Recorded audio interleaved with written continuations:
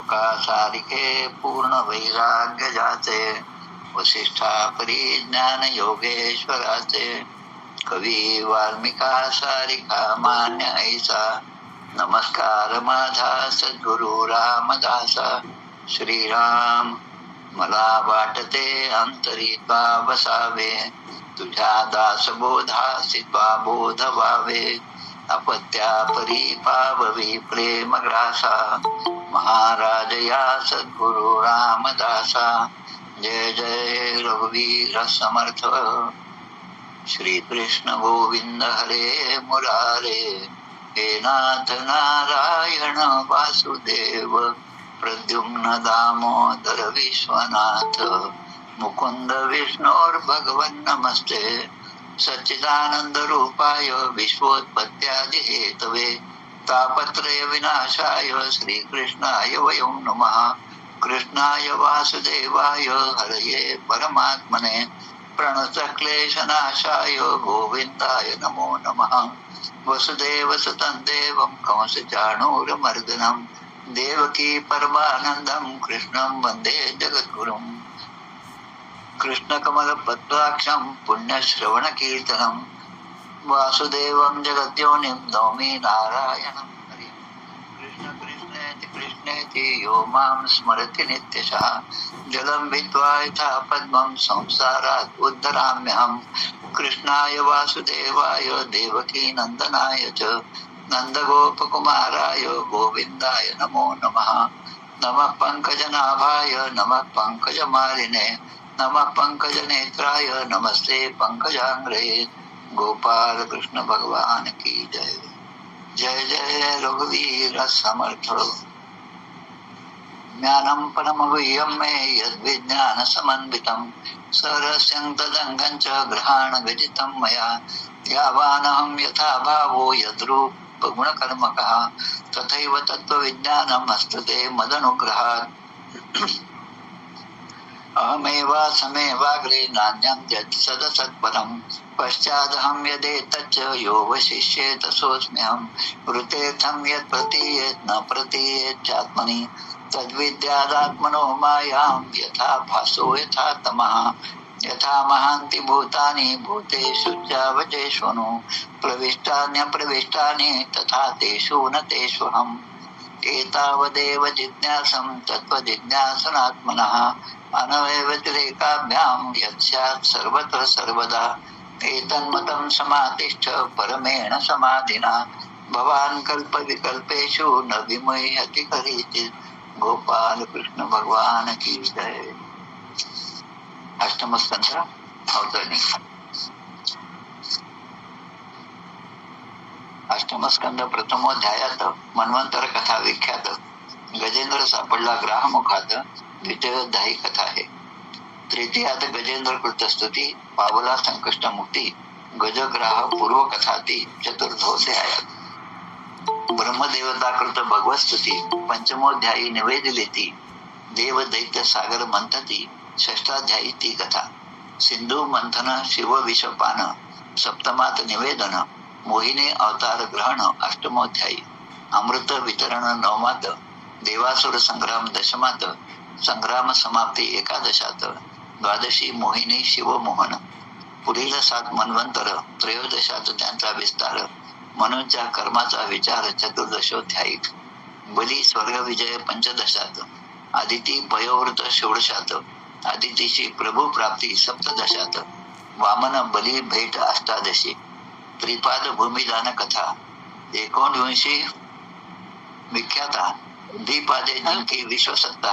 22व्यात वामन बली बंधन. 21 बली मुक्तता. 22 बलीशी सुतल प्राप्ती. 23 24 मोक्षावतार कथा. गोपाल कृष्ण भगवान की जय. जय जय रघुवीर समर्थ.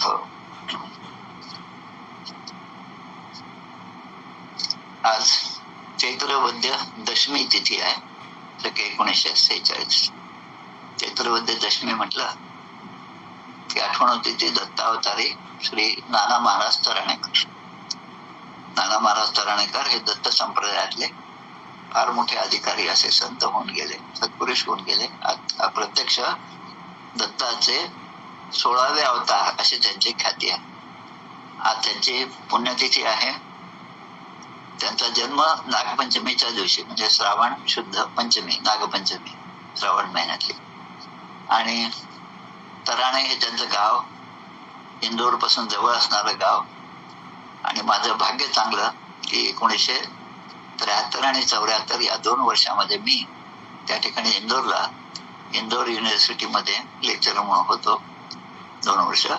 आणि त्यामुळे त्यांचा सत्संग मला नेहमी लाभत होता. असाच कोणाकडून तरी प्रचार झाला आणि नाना महाराजांच्या दर्शनात मी प्रथम गेलो. आणि त्यावेळेस पासून श्री गुरुचरित्राचे पारायण करण्यामध्ये सप्ताह करण्याची सुरुवात झाली. आता मी 20-21 वर्षाचा असल्यामुळे आणि ते कुतूहल सुद्धा होतं आणि गुरुचरित्र वाचन सुद्धा सुरू होतं. त्यामुळे एकदा त्या ठिकाणी गेल्यानंतर त्यांच्या सुनबाई यांना मी त्या दिवशी विचारलं एकदा की मी दिवसभरातून कोणत्याही वेळेस या ठिकाणी आलो, पण प्रत्येक वेळेस मला नाना जे आहेत ते त्या पलंगावर बसलेलेच दिसत होते. ते अगदी पलंगावर बसून येणाऱ्या जणांकडे फक्त पाहते होते, कदाचित पाहिलं नाही तरी चालत होतं. त्या ठिकाणी माळा ठेवलेल्या असायच्या, एक माळा पण घ्यायची, नानांना नमस्कार करायचा, निघून जायचं. कोणी कधी बोललेलं मला ऐकू आलं नाही. मी त्यांना विचारलं, नाना झोपतात तरी कधी? तर तेव्हा त्यांनी सांगितलं, कधीतरी रात्री अर्धा-पाऊण तास ते आडवे पडतात, त्याशिवाय ते असेच बसलेले असतात दिवसभर. नाना महाराजांच्या चरित्रामध्ये खूप सुंदर असं चरित्र आहे. दरवर्षी त्याचं वाचन करावं असं ते चरित्र ओळीबद्ध आहे. मार्तंड महिमा या नावाने ते आहे. पागे म्हणून एक प्राध्यापक आहे तिकडचे, इंदोर किंवा उज्जैनचे असतील ते, त्यांनी लिहिलेलं. त्या पाग्यांची सुद्धा एकदा औरंगाबादच्या आपल्या शिबिरामध्ये भेट झाली होती. नाना महाराजांना प्रत्यक्ष वृंदावनामध्ये कृष्णाने दर्शन दिलेलं आहे, प्रत्यक्ष दर्शन. हिमालयामध्ये ते जेव्हा होते तेव्हा महाभारताच्या काळामध्ये असलेल्या एका सैनिकाचं, महाभारताचा काळ लक्षात घ्या, 5000 वर्षापूर्वीचा, त्यांचं दर्शन नाना महाराजांना झालं होतं. आणि अशी विभूती नाना महाराज जे आहे की त्यांनी त्यांचं पूर्ण चरित्र वाचल्यावर तुमच्या लक्षात येईल. हा जो आपला सत्संग आहे समर्थांच्या सेवेत, त्याची जेव्हा सुरुवात झाली कोरोनाच्या काळामध्ये, तेव्हा आम्ही फक्त 2-3 जणच होतो यामध्ये. अलकरी असतील, आमचे मावरकर सर होते आणि स्वामी होते आणि मी होतो, असे 4च जण. त्यावेळेस मी हे पूर्ण चरित्र पूर्णपणे सांगितलेलं होतं. खूप सुंदर असं चरित्र, प्रत्येकाने वाचावं असं आहे. कशा परिस्थितीमध्ये नानाने सोहळं सांभाळून, दत्त संप्रदायामध्ये कडक सोहळं असतं आणि ते सांभाळून कसं त्यांनी अनुष्ठान केलं आणि लहान मुलांना सुद्धा कसं सांभाळलं. आणि त्यांचेच नातू आज डॉक्टर प्रदीप शंकर तराणेकर हे नातू आहेत. करुणा त्रिपदी हा जो कार्यक्रम आहे, हे जे त्रिपदी आहे वासुदेवानंद सरस्वतीने लिहिलेले, हे 3ही पद जे आहेत त्याला करुणा त्रिपदी असं म्हणतात. आणि त्याचे पाठ, त्याचे पारायण आज जगभर होत आहेत. त्या नाना महाराजांनी आजच्या दिवशी म्हणजे चैत्रवद्य दशमी 1993 मध्ये नागपूरमध्ये आपला देहात ठेवला. आज त्यांची पुण्यतिथी असल्यामुळे त्यांचं आपण थोडस स्मरण सुरुवातीला केलं. आता आपण आपल्या मुख्य अध्यायाकडे वळूया. स्कंद 8वा आणि अध्याय 23वा. बलीचे बंधनातून सुटून सुतर लोकात जाणे. बलिराजाचं चरित्र जे आहे ते एका दृष्टीने आपण पाहत होतो आणि वामनाचा अवतार. मागच्या अध्यायामध्ये आपण पाहिलं की या बलिराजाने जे काही आतापर्यंत जो संकल्प केला की मी आता 3 पादभूमी देणार आहे आणि 1 आणि 2 पायाने त्याने भूमी आणि स्वर्ग असं व्यापलं भगवंतानी. आता 3रा पाय कुठे ठेवू असा प्रश्न आला. तेव्हा बलिराजाला स्वतः प्रत्यक्ष भगवंत म्हणजे वामन अवतारातील भगवंत म्हणतात, त्यांनी त्याला बरंच काही टोचून सुद्धा बोललेले आहेत की हा आपला जो त्याने म्हटलेला संकल्प आहे त्या संकल्पापासून विचलित होतो की नाही ते सुद्धा त्यांना पाहायचं होतं. आणि म्हणून दानव आहे आणि दैत्य अशा दोन्ही वंशामध्ये अग्रगण्य असणारा हा बलिराजा आहे. आणि मग ते म्हणतात, भगवंत म्हणतात, मी याचं धन हिरावून घेतलं, मी त्याच्यावर कृपा करतो, त्याचं धन हिरावून घेतो, भगवंत म्हणतात.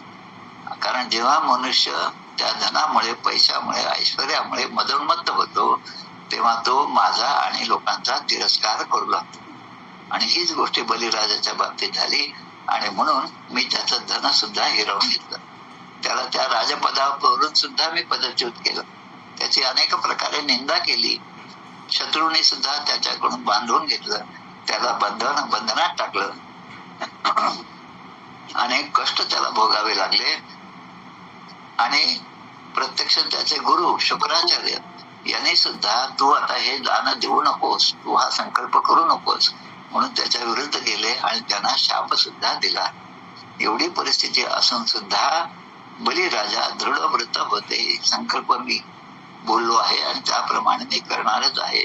सत्यवादी अशा सत्याला सुद्धा ज्याने जिंकलं आणि आपला धर्म अजिबात सोडला नाही असा तो बलिराजा जो आहे, त्याला पाहून भगवंताने त्यांना सुतला मधलं राज्य दिलं. आता हे सुतल काय ते आपल्याला आजच्या अध्यायामध्ये पाहायचं आहे.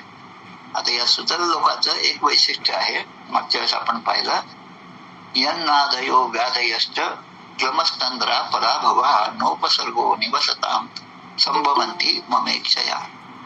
या सुतल लोकांमध्ये जे लोक राहतात, जे पुण्यात्मे राहतात, त्यांना भगवंताच्या कृपेमुळे शारीरिक व्याधी किंवा मानसिक रोग कधीही होत नाही. त्यांना कधी थकवा आला, आपल्याला एक तासभर झालं की लगेच पाणी पाहिजे, काही झालं की लगेच दुसरी गोष्ट पाहिजे, असं आपल्याला होतं. पण त्या सुतल लोकांमध्ये राहणाऱ्या लोकांना कधीही ग्लानी नाही, रोग नाही आणि शत्रूकडून कधीही त्यांना पराभव त्यांचा होत नाही. असं ते राज्य आहे. कुठल्याही विघ्नाशी सामना करण्याची त्यांना गरजच पडत नाही, असा तो सुतल लोक आहे. त्या सुतल लोकांमध्ये या बलिराजाला भगवंताच्या कृपेने त्याने पाठवलेला आहे. हा भाग आपण मागच्या वेळेस पाहिला. आता आपल्याला पाहायचं की त्या ठिकाणी पाठवण्याच्या अगोदरची जी कथा आहे की बलीला बंधनातून कसं सोडवलं, तो भाग आहे. तर शुकदेव या ठिकाणी म्हणतात, भगवंताने एवढी त्या बलिराजाची स्तुती केल्यामुळे बलिराजाच्या डोळ्यातून अश्रू वाहू लागले. महानुभवो अखिल साधू संमता बद्धांजली बाष्प कला कुले क्षणो. त्यांच्या डोळ्यामध्ये बाष्पमध्ये त्यापुढे गरम असे अश्रू जे आहेत ते त्याच्या डोळ्यात तरळू लागले आणि गदगद वाढीने बलिराजा भगवंताला म्हणत आहेत. बलिराजा म्हणतात की आपल्याला वंदन करण्याचा मी फक्त प्रयत्न केला, आपल्याला फक्त मी दोन्ही हात जोडून नमस्कार केला, पण ज्या लोकांनी आता पण एवढी मोठी साधना केली आहे, तिन्ही साधनांचे बहु कष्ट केले. नवे कार्य करता भूमी भार झालो, तुझा दास मी व्यर्थ जन्माचे आलो. आपण उपासनेमध्ये म्हणतो तोच भाव या ठिकाणी आहे. पण अशा कठोर अशी तपश्चर्या करणाऱ्यांना जे प्राप्त होतं तेच मला पण आपण दिलेलं आहे. आणि त्यामुळे लोकपाल आणि देव यांच्यावर जशी आपली कृपा आतापर्यंत झाली नाही, पण ती कृपा आपण माझ्यावर केली आहे, असं बलिराजा हात जोडून वामन रूपातील भगवंताला म्हणत आहे.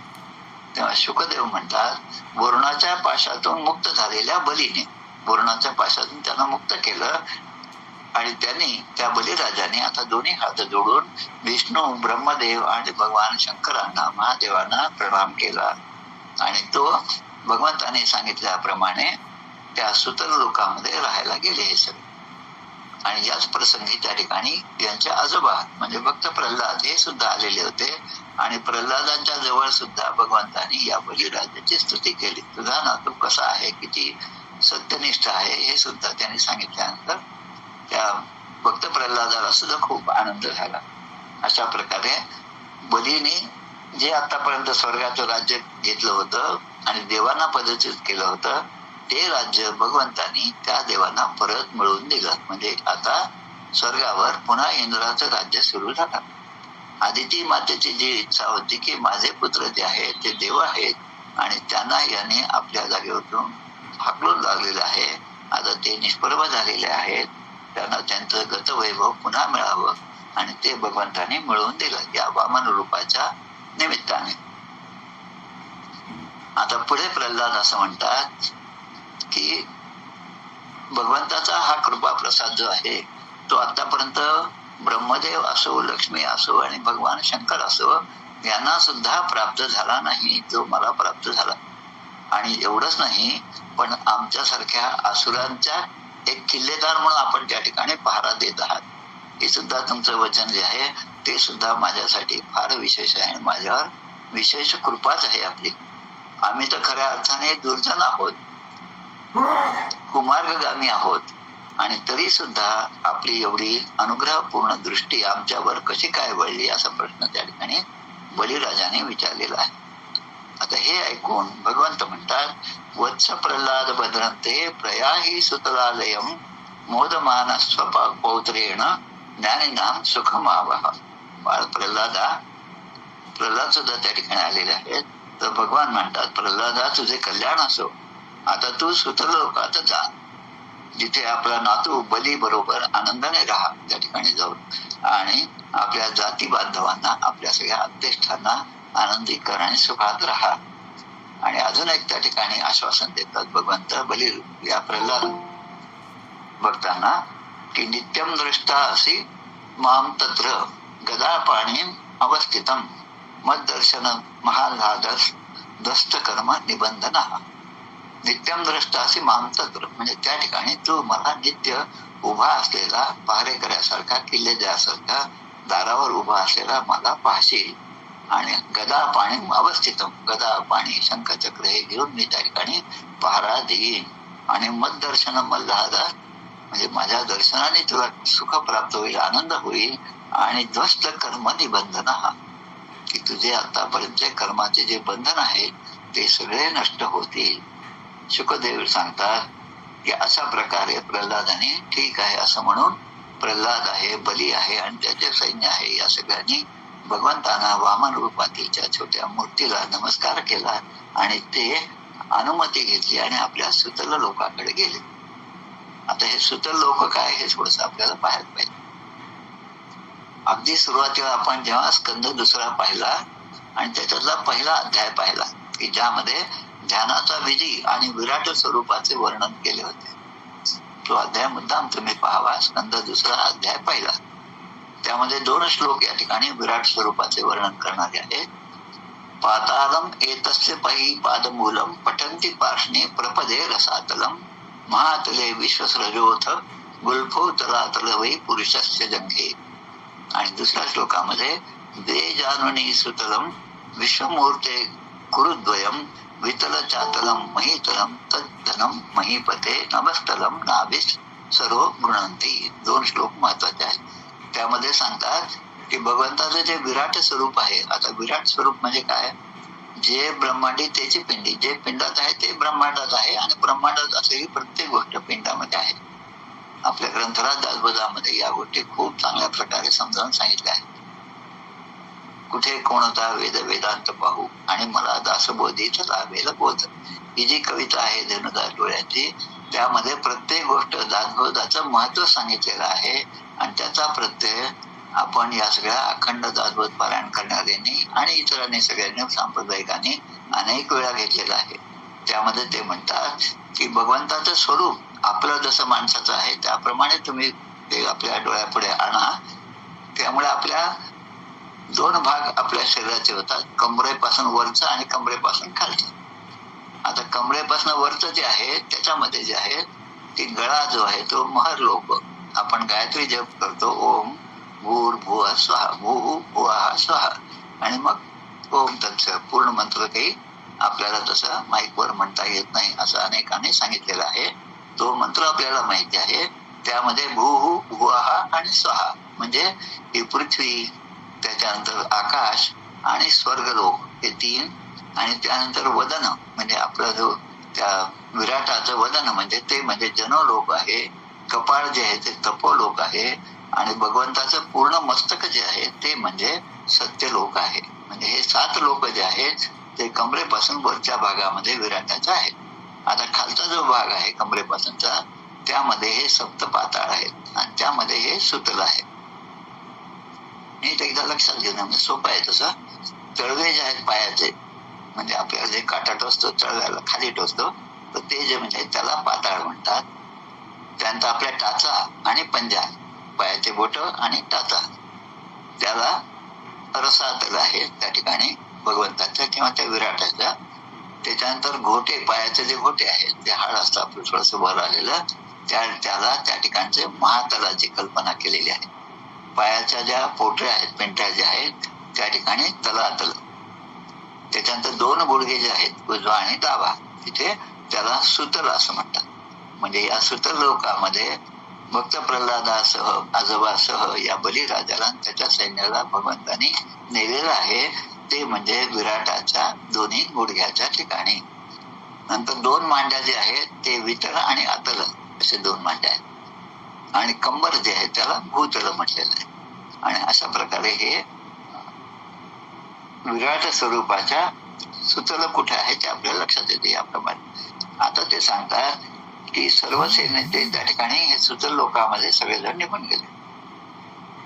आता परीक्षित राजाला शुकदेव सांगत आहेत की त्यावेळी भगवान श्रीहरींनी ब्रह्मवादी ऋत्विजांच्या सभेमध्ये, सगळ्या देवतांची सभा आहे, ऋत्विज आहेत, जे ब्राह्मण आहेत, जे यज्ञ करणार, यज्ञाचे अधिकारी आहेत, होता अध्वर्यू हे सगळे जे आहेत, त्यांच्या सगळ्या सभेमध्ये शेजारी यांच्या बसले होते शुक्राचार्य, जे दैत्यांचे गुरु होते. आता भगवंतांनी त्या शुक्राचार्यांना पुढील गोष्ट सांगितली. आता शुक्राचार्य कोण होते की दैत्यांचे गुरु आहेत, यांचा उल्लेख आतापर्यंत बऱ्याच वेळेस झालेला आहे आणि सगळ्या आध्यात्मिक ग्रंथामध्ये त्यांचं वर्णन सुद्धा येतं. दैत्यांचे गुरु असणारे शुक्राचार्य खूप मोठी त्यांनी उपासना केली, पंचाग्नी साधना केलेलं आहे आणि त्यामध्ये यांचं खूप नाव आहे शुक्राचार्य. पण दैत्यांचे गुरु असल्यामुळे जो त्यांचा भाव जो आहे तो तमोगुणात्मक आहे. आता त्या ठिकाणी ते म्हणतात, शुक्राचार्यांना म्हणतात, कारण शुक्राचार्य हे या बलिराजाने जो संकल्प केला होता त्यामध्ये आडकाठी आणणारे गुरु आहेत. म्हणजे आपल्या शिष्याचं बरं व्हावं त्याने हा संकल्प करू नये. आणि हा जो वामन आलेला आहे, हा जो एवढीशी मूर्ती दिसली, हा स्वतः काही बटू नाही, पण याच्या रूपामध्ये प्रत्यक्ष भगवंत आलेले आहेत. महाभारतामध्ये कर्णाकडे सुद्धा, कर्णाने जसं रोजचा नियम होता, स्नान संध्या अर्घ्य प्रदान झाले की त्यानंतर येणाऱ्या प्रत्येक ब्राह्मणाला ते म्हणतील त्याप्रमाणे दान देण्याचा संकल्प कर्णाचा होता.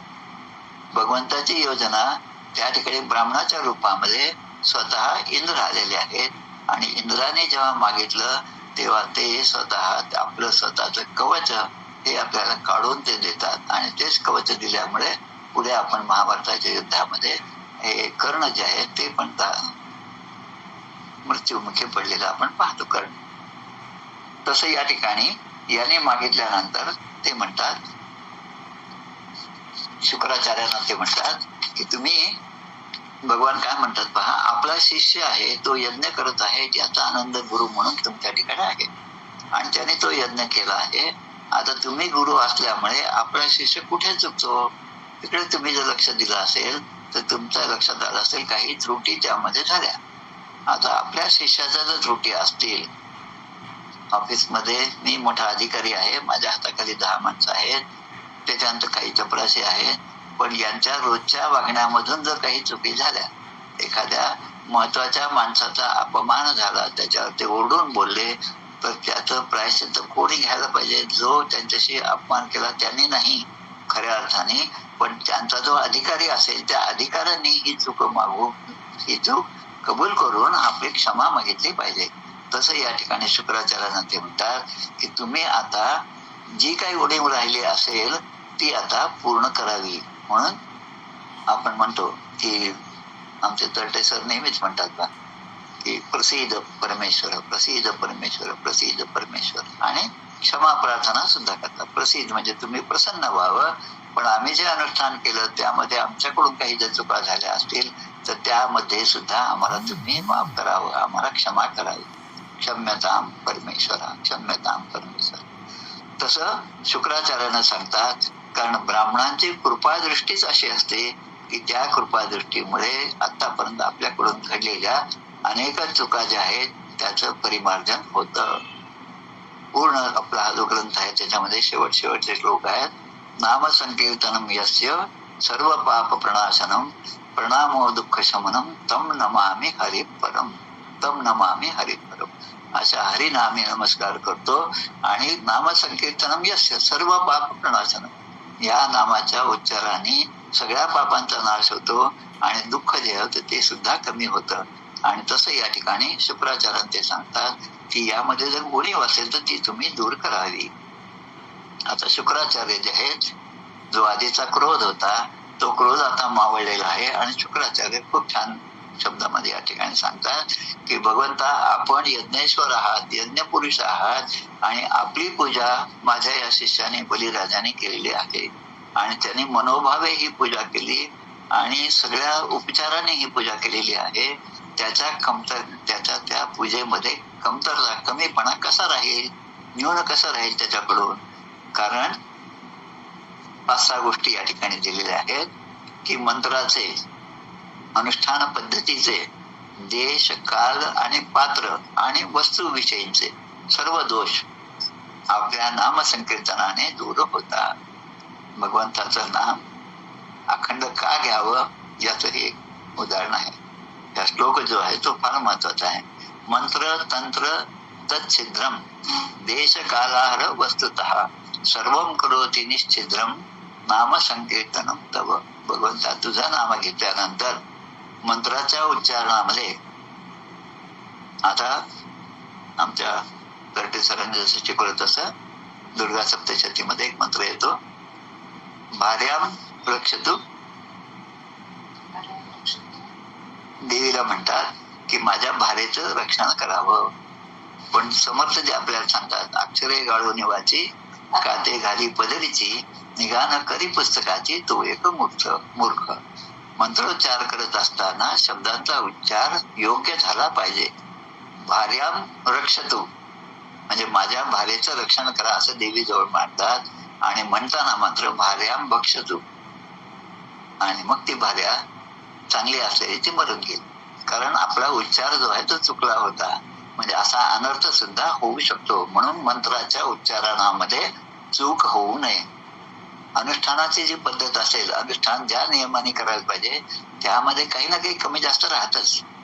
देश काल जे आपण अनुष्ठानाची वेळ ठरवली, देश ठरवला, जी जागा ठरवली, ती सुद्धा ठरवण्यामध्ये काही ना काही आपल्याकडून चुका होत असतात. त्यामुळे कुठल्याही भागवत सप्ताहाच्या शेवटी आमच्या अक्का वेलणकर जे आहेत त्या सुद्धा असंच करत होत्या. आणि त्यांच्यानंतर जे आता आम्ही सगळे जे भागवत सप्ताहाचा जे उपासा त्यांच्याकडून घेतला त्यामध्ये, आणि इतर सगळ्या भागवत सप्ताह जे आपण टीव्हीवर पाहतो, आपण प्रत्यक्ष ऐकतो, प्रत्यक्ष जाऊन पाहतो, त्या प्रत्येक ठिकाणी सगळ्यात शेवटी मंत्रोच्चार जो आहे तिथे एक तर विष्णू सहस्रनाम म्हणतात, नाही तर त्या ठिकाणी संपूर्ण गीतेचा पाठ म्हणतात. की आतापर्यंत झालेल्या चुका ज्या आहेत त्याचं परिमार्जन होण्यासाठी आहे. आणि म्हणून या ठिकाणी म्हटलं सर्व दोष त्या नाम संकीर्तनाने दूर होतात. आता शुकदेव या ठिकाणी म्हणतात की शुक्राचार्यांनी भगवान हरींच्या आज्ञेचा स्वीकार करून अन्य ऋषीसह बलीचा यज्ञ पूर्ण केला. तो यज्ञ सुरू होता, संकल्प झाला, दान झालं, आणि जो यज्ञाचा शेष भाग होता तो सुद्धा आता शुक्राचार्यांच्या कृपेने त्या ठिकाणी पूर्ण झाला. म्हणून वामन भगवंताने बलीकडून हे पूर्ण राज्य मागून घेतलं. जसं आता त्याच्या हातामध्ये सगळं आलं. आणि मग इंद्राला शत्रूंनी हिरावून घेतलेले राज्य परत केले. आता सांगितलं तसं अगोदर बलिराजाने सगळं राज्य आपल्याकडे घेतलं होतं. आता ते सगळं भगवान वामनाने पुन्हा ते जिंकून घेतलं म्हणण्यापेक्षा आपल्या म्हणजे मायेने त्याच्यामध्ये त्रुटी असो किंवा नसो प्रत्येक दृष्टीने प्रयत्न करून, आणि माता आदितीला जे वचन दिलं होतं की तुझ्या मुलांचं जे राज्य आहे ते त्यांना मी परत मिळवेन, त्या दृष्टीने वामनाने हे पूर्ण राज्य जे आहे ते पुन्हा देवतांना दिलं आणि इंद्र त्या ठिकाणी आपल्या जागेवर अधिष्ठित झाले.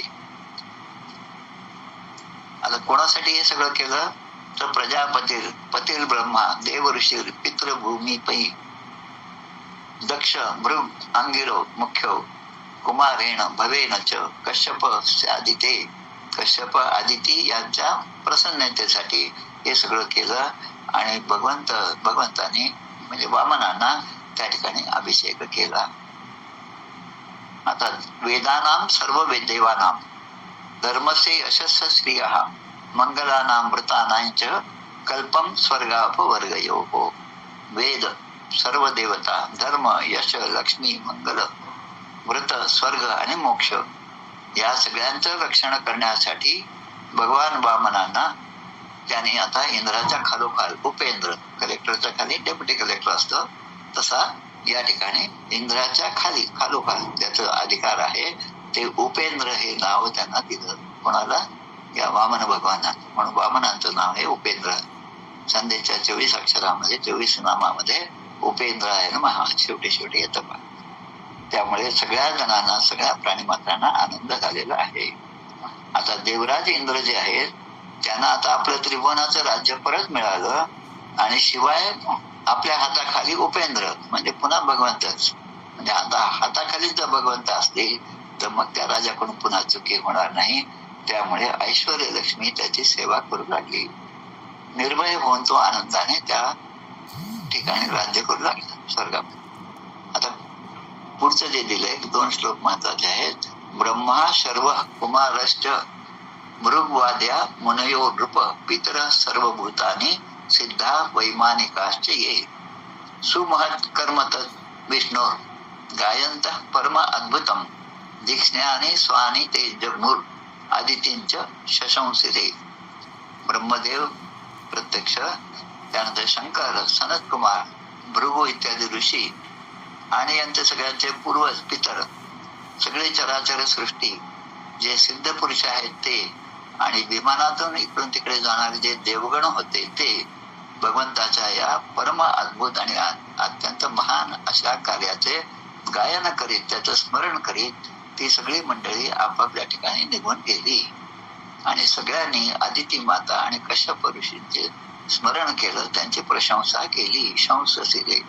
शशंसिरे आदितींच्या शशंसिरे. आणि मग आता या ठिकाणी सांगतात परीक्षित राजाला शुकदेव सांगत आहेत की राजा, मी आतापर्यंत तुला ही भगवंताची लीला ऐकवली आहे आणि ही ऐकणाऱ्यांची सर्व पापे नष्ट होतात. हा 8वा स्कंद जो आहे त्याचं मनवंतर, त्याचा विषय काय आहे? मनवंतर 8व्या स्कंद. आणि पुढचा जो 9वा स्कंद आहे त्याचा विषय आहे ईशानु कथा. तर 8व्या स्कंदाचा आता शेवट येत आहे.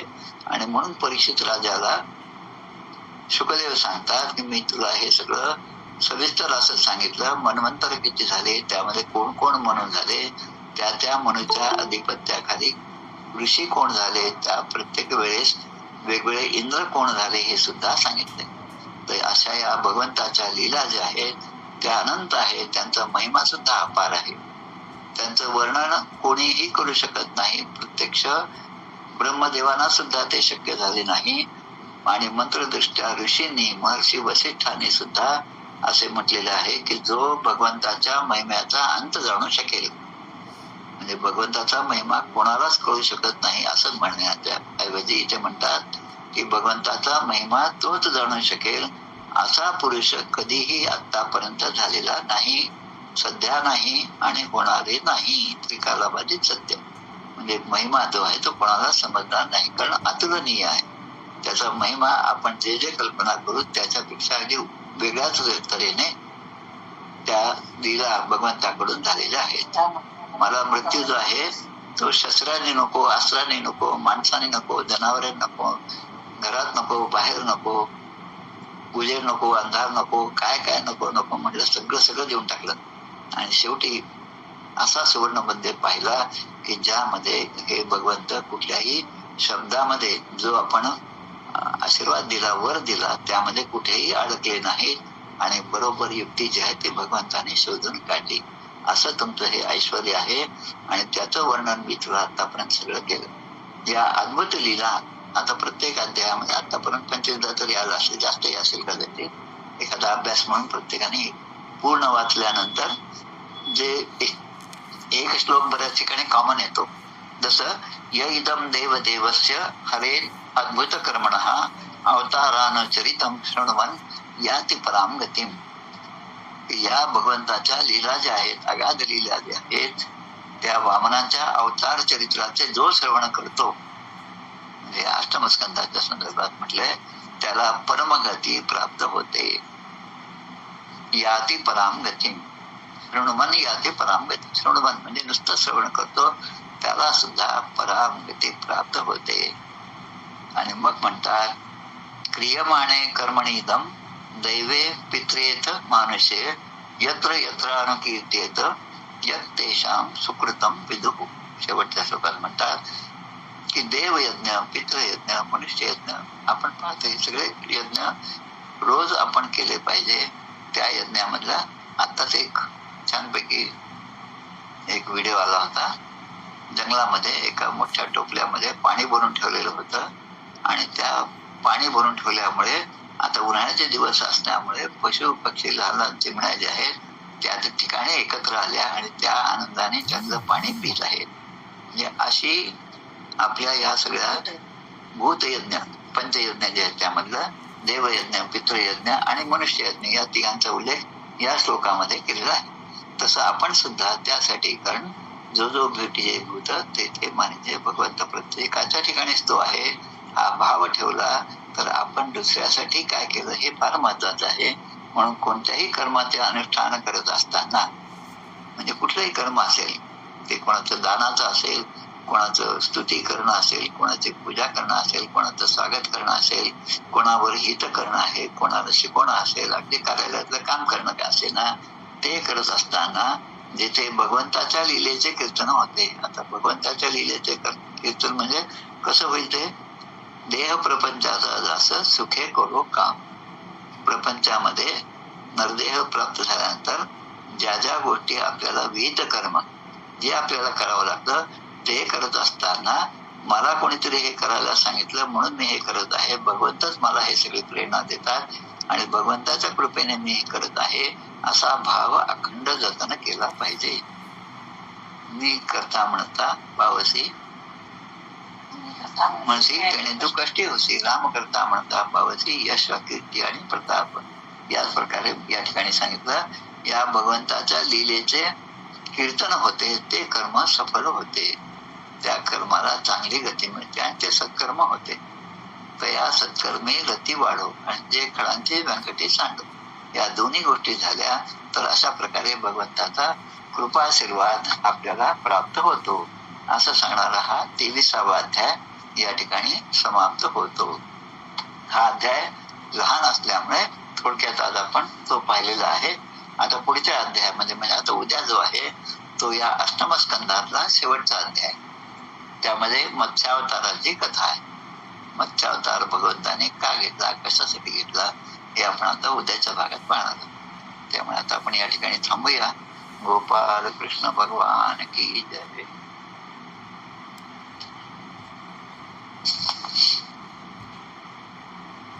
जय हो जय श्री भागवता, आरती करी तुझ भगवंता.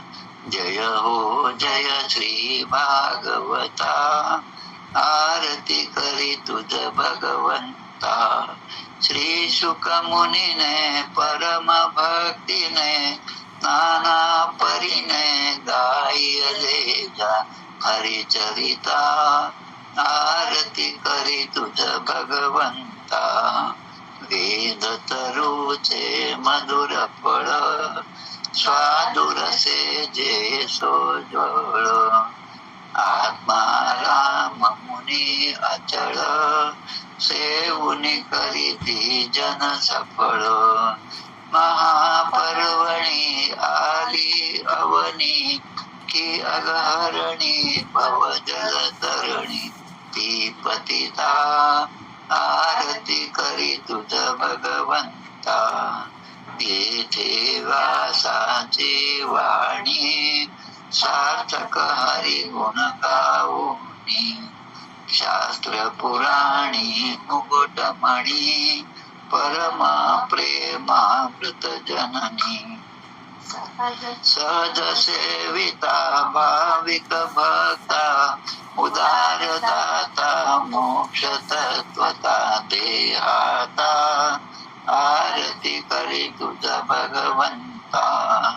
गमते जणू मानस तीर्थ, द्वादश सोपाने युक्त. निर्मल भक्ती जले भरित, विहरे हरिहंस जितेथ. श्लोक सुकुमले संत अलिकुले, सेवुनी रमले भान विसरले रस पिता. आरती करी तुझ भगवंता. अपार महिमा ग्रंथाचा, वदवे ना कोणासाचा. मेवा कविवर संताचा, प्राणची कीर्तनकाराचा. धनुबोधाचा स्वयंप्रभेचा, द्वादश कळीचा रवी अंतरीचा. तमहरता आरती करी तुझ भगवंता. ग्रंथ नव्हे हा श्रीकृष्ण, गीते वेदी मन पूर्ण. अनन्य होता या शरण, खचित टळे जन्म मरण. प्रीतापदाती चिरये शांती, नाथ हि वदती रामपदी ठेवी माथा. आरती करी तुझ भगवंता, जय हो जय श्री भागवता. आरती करी तुझ भगवंता. गोपाल कृष्ण भगवान की जय. जय जय रघुवीर समर्थ.